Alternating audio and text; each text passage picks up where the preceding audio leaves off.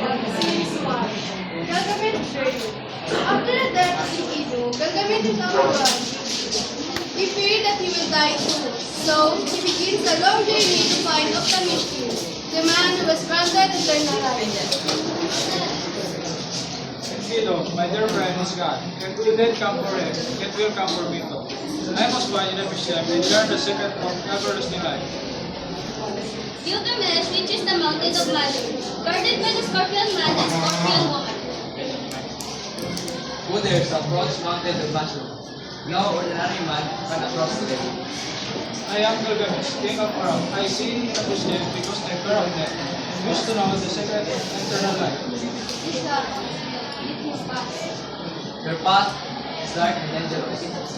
Your determination is strong. Go ye, and may you succeed.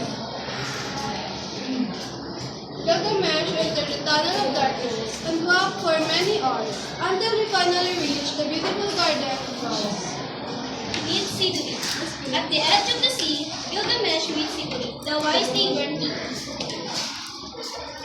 Traveler, why do you look so light and comfortable? I have lost my closest friend, Enkidu. I cannot accept that way, always and all. Tell me, how to find Uktamishin? Gilgamesh, do you want to escape death forever? I cannot give up. Please show me the way. Very well, find Arshanabi the Bushman. He alone can take you across the water. Gilgamesh finds Yoshana.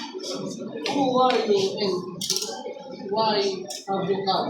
I am Gilgamesh, king of Aram. I see you to be them to learn the secret of eternal life. The water of death cannot be touched. Cut away long poles and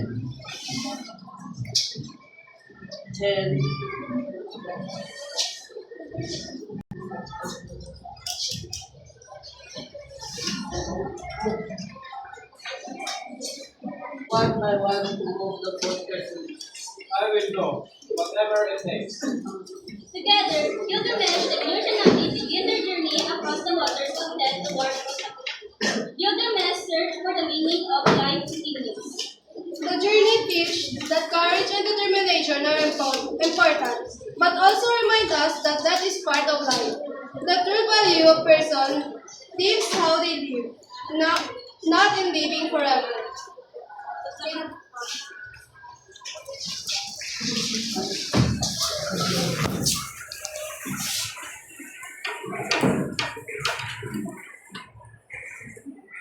Okay, isa pa.